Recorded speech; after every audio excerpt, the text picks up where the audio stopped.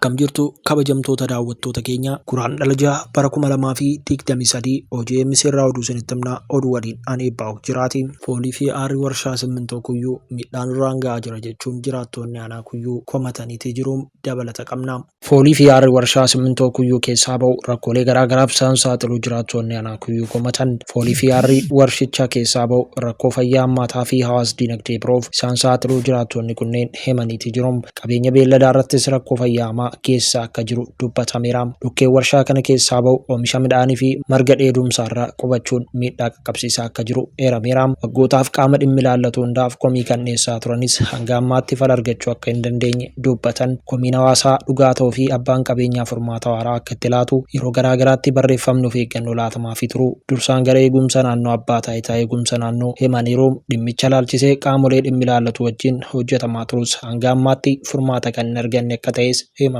Foolii fi aarri kun miidhaa akkamii akka qaqqabsiisu qoratamaa jiraachuu kaasaniiru.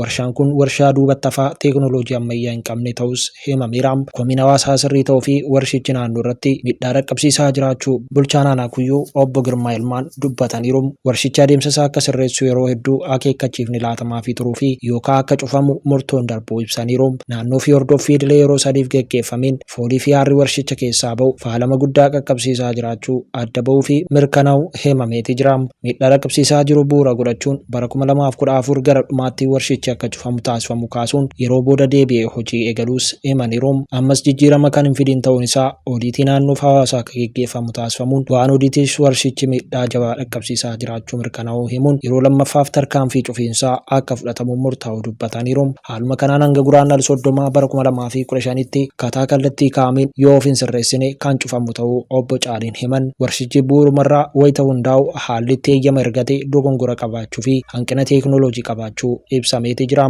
Miidhaan keemikaalaa warshichi dhaqqabsiisu hanga ammaatti kan hin qoratamne ta'us himameera.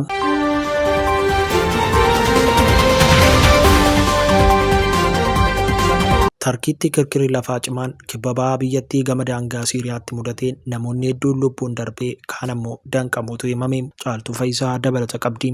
Tarkiitti kirkirri lafaa cimaan kibba bahaa biyyattii gama daangaa Siiriyaatti mudateen namoonni hedduun lubbuun darbee kaan ammoo danqamuutu himame. Dhaabbanni qo'annoo ji'oogiraafii Ameerikaa akka jedhetti kirkirri lafaa maaginiitiyuutii 7.8 akka sa'aatii biyyattii sa'a 4:17 dhiyeenya magaalaa Gaaziyaanteeppitti mudate. Qondaaltonni Tarkii akka mirkaneessanitti yoo xinnaate namoonni 500 du'aniiru. Akkasumas Siiriyaa keessattis namoonni 50 ol lubbuun darbuutu gabaafamaa jira. Lakkoofsi namoota du'anii sa'aatiiwwan itti aanan keessatti dabaluu akka danda'u sodaatameera. Gamoowwan hedduun kan jijjigan yoo ta'u kanneen lubbuun hafan baraaruuf gareen lubbuu baraartotaa bakkichatti bobbaafamaniiru. Ministeerri dhimma biyya keessaa Tarkii Suleeman Sooyiluu magaalonni biyyattii 10 ta'an balaa kirkira lafaa kanaan miidhamaniiru. Gaazexeessaan BBC Turkish kan kaaba baajaa Gaaziyaanteeppi keessaa magaalittii keessatti gamoon gabaa guddaan jiguu gabaaseera. Akkasumas kirkirri kun Siiriyaa, Libaanaanii fi Saayippaaraasitti dhagahameera. Gaazaa irraa qopheessaan BBC Rashid Abwaaloof mana inni keessa ture keessatti kirkirri sakandiiwwan 45 ture itti dhagahamuu hime. Qorattoonni kirkira lafaa Tarkii kirkirri kun kan ture maaginiitiyuutii 7.4 akka ta'u tilmaaman. Akkasumas daqiiqaa tokkoon booda kirkirri biraa naannicha mudachuu dubbatan. Tarkiin zoonii kirkirri lafaa si'oominaan addunyaa kana itti argamu keessaa tokko bakka ta'etti argamti. Bara 1999 keessas erga kirkirri cimaan kaaba lixa biyyattii keessatti mudateen booda namoonni 17,000 ol ta'an lubbuun darbee ture.